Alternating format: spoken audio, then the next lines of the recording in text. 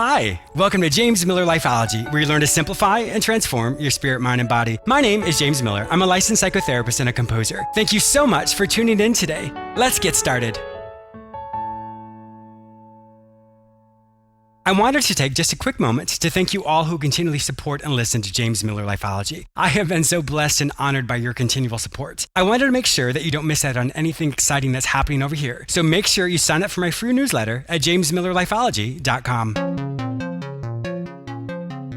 I have a great show for you today. I'm going to help you reclaim your sovereignty. I'll also be interviewing Dr. Saida Desilet, who shares her personal story of living through a near-fatal sexual assault and how it launched her global movement, Sexual Sovereignty. This powerful movement is changing lives around the world. For men and women who want to learn specifically about Dr. Desilet, please visit dareyourdesire.com. Specifically for women who want to join this global movement, please visit thedaringproject.com.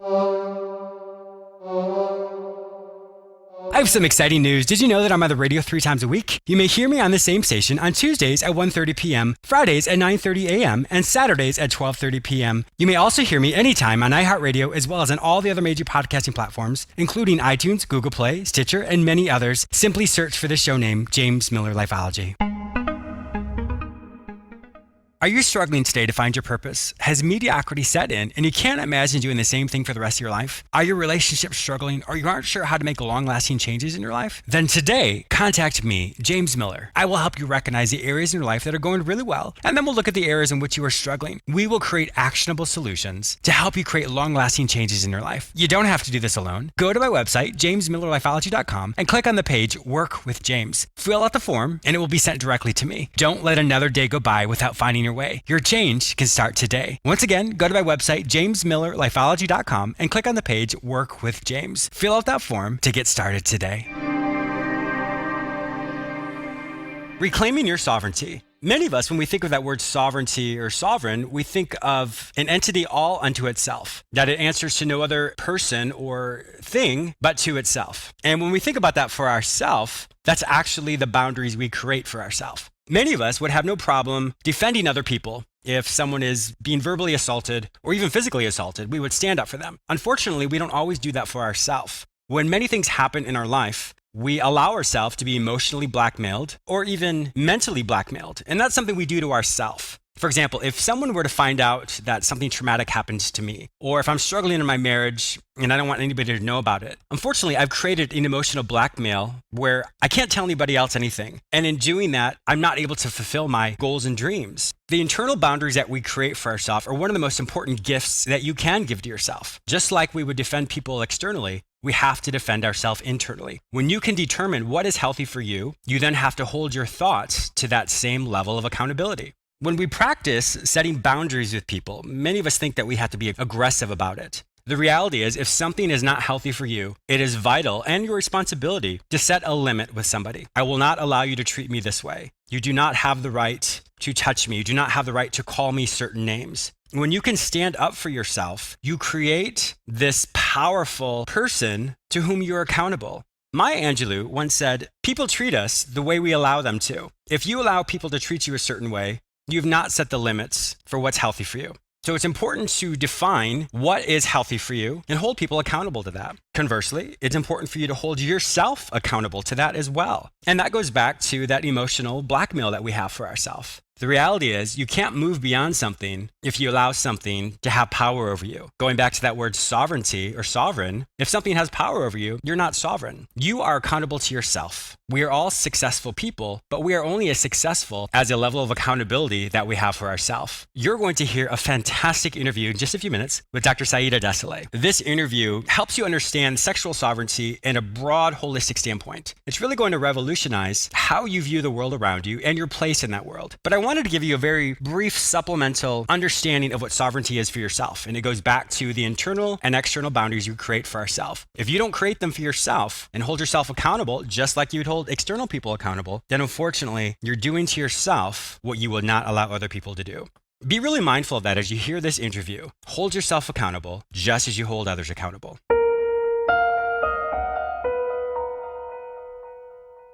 Did you know I have a YouTube channel? That's actually how Lifeology started. I have well over 155 episodes that I've created specifically for you. I do know that many people struggle with listening to a full 30-minute show. So these episodes are about 3 minutes long. Each episode will give you a practical tool or technique that you can practice daily to help you simplify and transform your spirit, mind, and body. Simply go to my website, jamesmillerlifeology.com, or go to YouTube and search for my name, James Miller Lifeology. My guest today is Dr. Saida Desilet, a thought leader and body philosopher whose main purpose is to empower women through philosophy of sexual sovereignty. This movement helps women claim sovereignty and mandates that men learn to honor it. Welcome to my show. Thank you so much. I'm really excited to be here, James. Yes, I'm really excited for this as well. You know, though everything that's happening in the world today, this is such a relevant topic. And I think so many people are going to learn and be inspired by your story and by the sexual sovereignty movement as well. So thank you once again for joining with us. Awesome. What type of doctor are you? I'm a doctor of philosophy, so I have my degree in transpersonal psychology and specializing in the psychosexual nature of women. I did not know that you were in transpersonal. That's amazing. Okay, yeah, we're going to have a great talk then as well. Fantastic.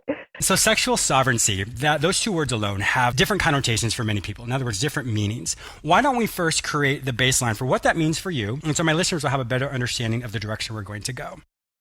Absolutely. So sovereignty, in an essence, means having full authority or autonomy. Mm-hmm. And in this case, it will be over your own body and your fertility and your pleasure. And I chose the word sexual versus body sovereignty because a lot of people were a bit offended by sexual. And they're like, why didn't you just use body? And like, because we innately leave out sex when we think body. And it's very important to include sexuality in the sovereign piece. And I actually believe it's a human birthright that we're born, having the right to our own body. We really are. And so that's where that comes from. Well, I think that's wonderful. I'm glad to hear that you encompass all elements of it, because sexuality can also be one's biology. It can be one's, obviously, the intimacy factor of it, but there's so many elements to that. And it is important to distinguish those components as well, because like you said, when you look at the spectrum of one's persona, if not all are recognized and validated holistically, well, then we're going to be top heavy or bottom heavy and not really be able to holistically thrive in society or even in our own life. I completely agree. Yes. So now, how did you come about sexual sovereignty? What was the impetus for this? Well, I'm going to share a personal story that's a little edgy because I think that's important to know because for me, embodied leadership is super key. And what I mean by that is the person actually literally lives what they preach. And I find that there's a lot more impact with embodied leadership. So what happened many years ago, maybe a couple decades ago, is I had to face my own death. And that came about through an act of violent rape. Oh, I'm so sorry. And it was the rape itself was shocking. I think you just go in a state of shock, so you don't really digest it right away. The point that woke me up, the awakening moment, was waking up from a surgery because I had to go into an emergency surgery, and the surgeon said, "I'm really sorry, but you have 2 weeks to live." Oh so my that gosh. was the moment. Yeah, that was the moment. That was the moment that just caught my breath. As a 20-year-old woman, I had never thought of my mortality before. Oh my gosh, so of course not. it was a little shocking. And then I had to take a few steps back and come into my own space and really make a choice, right? Because if an authority figure of that nature who's just looked inside your own body and you haven't seen what they've seen tells you you've got 2 weeks to live, most of the time you're going to believe them. Sure. But I'm innately rebellious by nature. So somehow there was this feeling in my being like, no, life's just starting. Yes. I want to live. And it was such a powerful, like all body knowing that even though I didn't know how and I didn't know anything and I was alone, I just chose it. So I think that was the crucial difference probably for me in my healing was a very strong all-body choice to live and to thrive. Yeah. Well, let me stop you for 1 second there. First off, thank you so much for sharing that very personal story. We're very honored that you would share that with us. But I wanted to ask you the specifics of when he told you this. Can you think of what was it? So you had this aha moment, if you will. Can you really pinpoint that exact thought or that exact moment of, no, I will live and not die? Can you really I don't know, just really pinpoint that particular moment and share a little bit more with us about that? Yeah. So here are the factors. I mean, I have incredible parents. They weren't present. I have had at that time a really amazing community. I grew up with Native Canadians, so the First Nations Canadians. And so the first two people I phoned right after getting the news was my mother and a shaman that I would just refer to as uncle. And my mother said, okay, the first thing you need to do is you need to leave that hospital and go watch a funny movie and laugh. Oh, interesting. Okay. So in the second call, the shaman starts laughing and he says, and he's just laughing so much, I start laughing. Like he's laughing like that full belly laugh. That's so addictive. And I'm thinking, I just told him I'm going to die and he's laughing. This is weird. So he's laughing and he said, look, don't worry. We're going to pray for you. You're going to be fine. And so what happened, because these two key people in my life didn't go into dread, they didn't go into deep gloom, they basically said, change your energy. Yes. Even though they weren't woo-woo about it and they weren't coming from that place. But that's basically what my body, myself got from those two people was change your energy about this. And I think that's what allowed that thought of, I choose to live. Yes. Wow. That's so powerful. And you think about just laughter itself, just from a biochemical standpoint, laughter, it strengthens the heart. It creates the natural killer cells in one's bloodstream, which then can kill off all the tumorous blood cells. And so when it actually helps you live longer. So it's interesting that your mom said that the shaman, your uncle, was laughing as well. And so to think of it from that biological standpoint of what laughter actually does, it's very life affirming. We often heard it said laughter is the best medicine. Well, it's interesting in that death moment, if you will, to have two people say that and what it really does to your body physically, which I think is just really interesting how those things coincide. Absolutely. And some people ask, have said, were you insulted by that? And I was like, no, their joy, their like lack of fear, their fearlessness around it really empowered me. I felt, because I had no other ground to stand on. Yes. So if that was the ground, then that was fantastic. And then with that's when the sexual sovereignty was created. Yeah. So in that moment, it wasn't created in terms of like a language that I could speak about. But it began there, and then the journey of healing myself was pretty powerful because there had to be the physical healing. Yes. There was some pretty strong physical healing to do, and then the emotional and psychological, all of that. The germination of that, yes. Exactly. And then I think what happens sometimes when you do something, people are attracted, and I started attracting all these women. They're like, please, we don't know what you're doing, but just teach us. Oh, wow. Right. So that's how it started, really organically. And then suddenly I found myself all over the world, 16 different countries. Oh my gosh, that's amazing. Teaching this method that had birthed itself through my own healing journey. And that's when the word sexual sovereignty, those words came forward because of what I was witnessing in those groups. Wow. Yeah. That's very, very powerful. When we look at the world today, in the United States, and I'm sure the world as well, the Me Too movement that's happening, it's so unfortunate that it has to happen, but so empowering on the back end of that. I mean, it's just a very unified standpoint in so many levels, from men even obviously appreciating that even more. When you look at the sexual sovereignty that you've created in transforming and creating like a lifelong path of learning, discovery, and walking to freedom for women, how are you also helping this movement? I obviously don't want to take away from your movement, but how are these coinciding together to really revolutionize and how people really look at women in general? Yeah, I'm glad that you say people, because there's also men who have come forward and said me too. So it's actually a human issue. Correct. And sexual sovereignty is for human beings, not specifically just women. So I'm really glad that you clarified that. And so the Me Too movement, I think, when you have something that's so deep and profound, but it's not the right time to talk about it. Sure. So for the last couple decades, it's not been the right time to really publicly bring sexual sovereignty forward. We've not been ready for that conversation.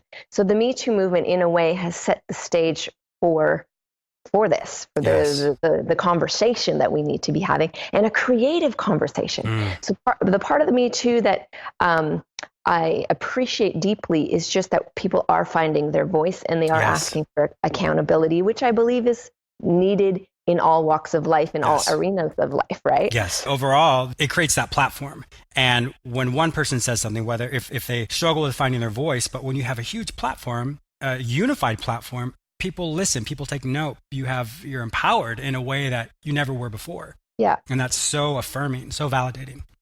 And especially around this issue, James, because I want to honor you. This is so few people feel comfortable even touching in on this subject to go there. When I was hurt, no one, even my closest friends, wouldn't talk to me about it. Gosh, yeah. Because we're uncomfortable. Sexuality is already an edgy topic. Then you add trauma to it, and it's like, oh God, like how do you handle this?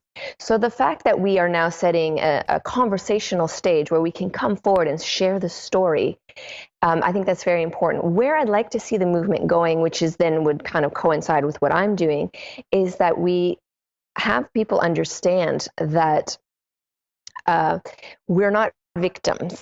Correct. We've been victimized, but we're not victims. This is a very powerful understanding to have. And I think that was the key piece that really kept me going when I was going through my transformation. Yes. The second part of the movement I think will be very important is to bring in, it's kind of like a pattern interruption, bring in new thought. And that new thought will be, what would we love? How would we love it to be? Now what? We've got the voice. Right? We've got the voice, we've got accountability, but now what? How would we love to interact? How do you and I want to speak together as man and woman? How do we want to engage with strangers and family? And all of us, we matter. Each one of us, how we do this matters. And it will create a whole new way globally of how men interact and how we hold ourselves with our bodies and our sexuality. I really love that part. Well, actually, I love it all, of course, but the second part of it, and then what? And then what? Because I think sometimes people, I'm not talking specifically about the Me Too movement, but people in general, they create this synergy, this energy, and they move and move and move, but there's no second part of that or third part of that where what do we do next? Yeah. So glad to hear that you're in front of this, that you are helping this movement and even obviously your own movement as well, which are very, very linked together, to be able to find that voice, to be able to create that actionable plan of, and then what? I think that's going to really revolutionize how we all interact together. I just even thinking about, you look back in history, there's just such a patriarchal aspect of everything is man-based. And it's always fascinating to me. I've come from a culture of very strong women, but very strong men as well. And they've learned to coincide together and live in a very harmonious way. But when it was always surprising to me when I read back on many different texts that are old, of course, and even new, and you can still hear that machismo, or that patriarchal standpoint that it seems so archaic in so many ways. And it's very difficult for me to read it because it just doesn't make sense anymore. And I always find it difficult to be around individuals like that. I mean, of course, there's nothing wrong with them per se, but just it's different from my philosophy. How are you really helping the world really recognize the balance of that? You can be a strong man and a strong woman. How is your sexual sovereignty really creating both elements that both people can be just as strong? Yeah, exactly. One of the premises that's part of my method is that I'm powerful and you're powerful. Nice. End of story. So if I'm powerful, you're powerful, how are we going to interact? What are we going to say to each other? If there's something that we need to say, that the truth, and it's difficult, I get to say it because you're powerful. Oh, that's a good point. Yeah. That's actually a really good point. I like that. If I have a boundary and I'm like, hey, this is my boundary, you've just overstepped it, you're powerful, you can hear those words. Yes. And then, so I think sovereignty innately within the concept holds profound respect for oneself, which then inevitably you extend that to others. And I think that's what we're needing now in this world, is a lot more of a creative orientation, and to understand that as a society, let's say, we're maturing. We're now in a maturation journey. We are starting to emotionally mature and to sexually mature. And this is new. And so part of that maturation process is what's happening right now. It's like, hey, we can't behave like this. That's correct. That's how, immature behavior looks like. And no one has a model for the mature behavior. That's why these conversations, they're so exciting. Yes, that really is. I mean, you really think about that from a developmental standpoint. A lot of the patriarchal movement, or just even how we were acting before, I suppose, I say before your movement as well, is that very juvenile, very latency aged childish interactions. It's mine, mine, mine. I'm better. I can lord this over you.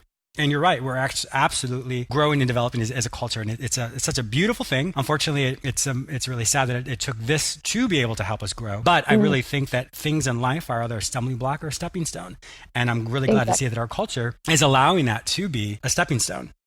Yeah, and I think what's really gorgeous right now, which is dear to my heart, James, is that apathy has been putting people to sleep. So a lot of things happen when we're apathetic.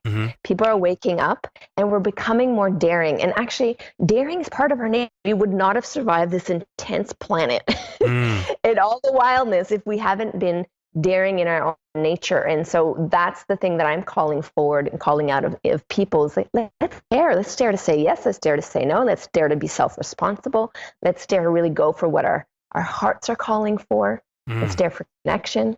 These things, they actually take courage, and why not? Yes. Well, I think your movement of sexual sovereignty is so empowering on so many levels because, once again, it speaks beyond what the part of one's body. It speaks the spirituality. It speaks to all these different elements. So I think it really encompasses so many individuals, which really interconnects us even more. You know, some people say, well, I've never been sexually abused before or sexually assaulted before. Well, but your sovereignty over yourself, the boundaries that you set, the way you interact in the world around you, we're all interconnected and interlinked in such a primal and visceral way that it may not have personally affected you, but you are connected to someone who has experienced that. How you interact with them, how you treat them, how you honor them, how you really empower them really allows for that healing and growing. And then just like the ripple effect, it creates a new culture, a new movement, and pretty soon, like we were talking about earlier, it creates this whole new paradigm of the world around us. Now, you've written quite a few books as well. There's The Emergence of the Sensual Woman, The Illustrious Jade Egg. You've written a book with Dr. Christina Northrup, which is Women's Wisdom, Women's Bodies, and Secret Pleasure of Menopause. And lastly, I didn't see this one as well, is that with Dr. Rachel Abrams with his Multi-Orgasmic Women and Body Wise. So you've written so many books, and obviously the tonality and the theme are about the sexual sovereignty. So it's really neat to see how all these different books are holistically creating a paradigm and a worldview for not only women, but men and people as well to really understand the sovereignty of its readers. Yeah, thank you. And it's always been a privilege and an honor to contribute to other people's work, this message, and for those leaders to recognize there's a need for the message. So I really appreciate any opportunity to be invited to talk about it. Sure. Now, what's on the horizon for you? I have a new book coming out. Oh, really? Okay. Yeah, it's on desire, but a very unique take on desire where I describe it as an emergent force, something we can deeply trust and actually lean into, and how that's been hijacked, this natural ability of ours has been hijacked, and what to do about that, and how desire can show up in our lives in many different facets. For example, desire to have a family versus desire of rapture, which is really spiritual connection, desire of contribution. So there's all these different ways. And the end theme for it is we need to be more daring, live life on our own terms, and inviting people to really, get back into loving desire, because it definitely has a bad rap right now. Yes, it really does. It uses for the carnal aspect of that without people's approval, of course. And so with that, you're right. It really has a negative connotation at this time. We'll definitely have to have you back when you launch that book as well. Thank you. So it has been an absolute pleasure having you on my show, sharing your own story, giving us the insight of sexual sovereignty and how it really makes sense in the world around us. And I'm so honored to be a part of this movement that you are creating to really change my own worldview as well, and to really help the people around me move towards a more sexual sovereignty mentality. So thank you once again for joining with us. If my listeners like to find out more information about you and all the amazing things you're doing, where would they find your information online? Yeah, there's two places for everyone. So men, women, dareyourdesire.com, dareyourdesire.com. And for women, there's an actual worldwide membership. So it's an online membership of women all over the world daring together and learning how to be more courageous and learning how to create life on their own terms. And that's the daringproject.com, the daringproject.com. Excellent. Well, Dr. Saida Desilet, thank you so much for joining with us today. We really appreciate your time. I've loved it. Thank you so much, Shane, for having me here. I also want to thank you, the listener, for tuning in today. Please subscribe to this radio show through whichever portal you joined with us today, or please go to my website where you may sign up for my free newsletter, watch my YouTube episodes, read the articles I've written specifically for you, or you may enroll in the Lifeology Academy, where you can take self-directed courses which will help you simplify and transform your spirit, mind, and body. If you'd like to personally work with me, be a guest on, or advertise on this show, simply visit jamesmillerlifeology.com. Be sure to follow me on all social media platforms under the name James Miller Lifeology, except for Twitter, which is James M. Lifeology. Once again, thank you so much for your support, and I'll talk to you soon.